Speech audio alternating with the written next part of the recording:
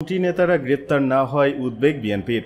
ছাত্র জনতার অভ্যুত্থানে হত্যার সহযোগী হিসেবে পতিত সরকারের মন্ত্রিপরিষদ সদস্য আওয়ামী লীগের নেতারা গ্রেপ্তার না হয় গভীর উদ্বেগ প্রকাশ করেছে বিএনপির সর্বোচ্চ নীতি নির্ধারণী ফোরাম। বিএনপির স্থায়ী কমিটির বিশ্বস্ত সূত্রে জানা যায়, গণঅভ্যুত্থানে 2 মাস অতিবাহিত হলেও হাসিনা সরকারের গুরুত্বপূর্ণ ব্যক্তিরা এখনও গ্রেপ্তার হয়নি বিধায় বিএনপি নেতাদের মনে প্রশ্ন দেখা দিয়েছে।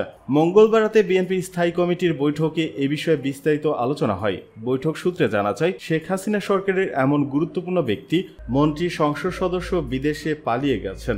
তাদের কাউকে কাউকে ভারতের বিভিন্ন মাজার ও পার্কেও দেখা গেছে। বিএনপি নেতারা মনে করেন, হত্যা মামলার পরেও এসব আসামি কিভাবে পালালেন, কারা তাদের পালিয়ে যেতে সহযোগিতা করেছে, এসব বিষয়ে জনমনে যথেষ্ট প্রশ্ন ও উদ্বেগ আছে। বিএনপির ভারপ্রাপ্ত চেয়ারম্যান তারেক রহমানের সভাপতিত্বে সভায় মহাসচিব মির্জা ফখরুল ইসলাম আলমগীর ছাড়াও ডক্টর খন্দকার মোশাররফ হোসেন, জমির উদ্দিন সরকার, মির্জা আব্বাস, গয়েশ্বরচন্দ্র রায়, আব্দুল মঈন খান, নজরুল ইসলাম খান, আমির খসরু মাহমুদ চৌধুরী, ডাক্তার এজেডিএম জাহিদ হোসেন উপস্থিত ছিলেন। সভায় মির্জা ফখরুল, আমির খসরু ও ইকবাল হাসান মাহমুদ অনলাইনে যুক্ত হন।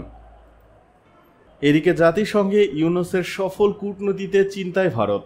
অন্তর্বর্তী সরকারের প্রধান উপদেষ্টা মোহাম্মদ ইউনূসের জাতিসংঘে দুর্দান্ত কূটনৈতিক সাফল্যে চিন্তায় পড়ে গেছে ভারত। সাধারণ সম্মেলনে নিজে বক্তৃতা দেওয়ার পাশাপাশি মার্কিন প্রেসিডেন্ট জো বাইডেন, সাবেক প্রেসিডেন্ট বিল ক্লিনটন, পররাষ্ট্রমন্ত্রী অ্যান্টনি ব্লিংকেন, কানাডার প্রধানমন্ত্রী জাস্টিন ট্রুডোর সাথে বৈঠক করেছে ডক্টর মোহাম্মদ ইউনূস। এর মাধ্যমে ধারণা করা হচ্ছে যে শেখ হাসিনার পরবর্তী বাংলাদেশের সরকারি নেতৃত্বের প্রতি পশ্চিমা দুনিয়া এবং আমেরিকার পূর্ণ সমর্থন এবং সহযোগিতা থাকবে ভবিষ্যতে।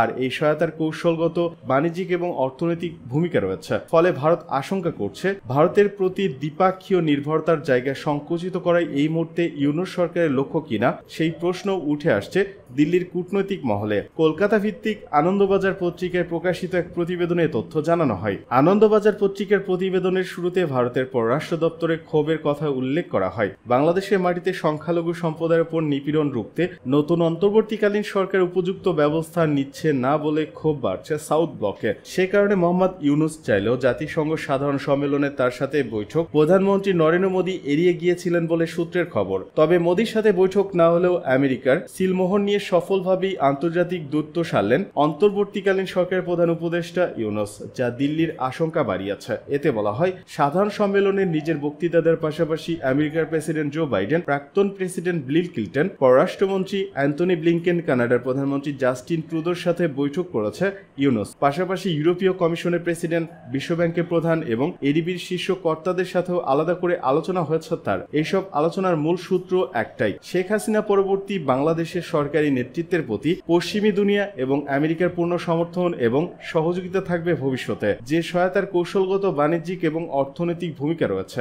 এক কথায়, ভারতের প্রতি দ্বিপাক্ষীয় নির্ভরতার জায়গা সংকুচিত করাই এই মুহূর্তে ইউনূস সরকারের লক্ষ্য কিনা, সেই প্রশ্ন উঠে আসছে কূটনৈতিক মহলে। আনন্দবাজার জানায়, ভারতের পররাষ্ট্র দপ্তরে চিন্তা বাড়িয়ে নিউ ইয়র্কে ইউনূসের দ্বৈত তালিকা প্রসারিত হয়েছে পাকিস্তানের প্রধানমন্ত্রী শাহবাজ শরীফ এবং চীনের পররাষ্ট্রমন্ত্রী ওয়াং ইর সাথেও। সূত্রের খবর, সার্ককে জাগিয়ে তোলা ও বাংলাদেশ পাকিস্তান দ্বিপাক্ষীয় সম্পর্ককে পুনরুজ্জীবিত করা নিয়ে কথা হয় ইউনূস শরীফের। ভারত সংশ্লিষ্ট কূটনৈতিক মহলের বক্তব্য, ভারতের পররাষ্ট্র মন্ত্রণালয় গত 100 দিনের কার্যক্রমের খতিয়ানে বাংলাদেশের প্রসঙ্গ না রাখলেও এই মুহূর্তে ঢাকার সাথে সম্পর্কের কৌশল রচনায় মোদী সরকারের অগ্রাধিকারের মধ্যে রাখতে হবে। প্রতিবেদনে বলা হয়, পাকিস্তানের সাথে ঘনিষ্ঠতার বার্তা থেকে স্পষ্ট, বাংলাদেশ এখন তার নীতির কেন্দ্রে জামায়াতে ইসলামীকে আরো বেশি করে রাখতে চাইছে, যা স্বস্তির নয় নয়াদিল্লির কাছে। আপাতত দুইটি বিষয় স্পষ্ট।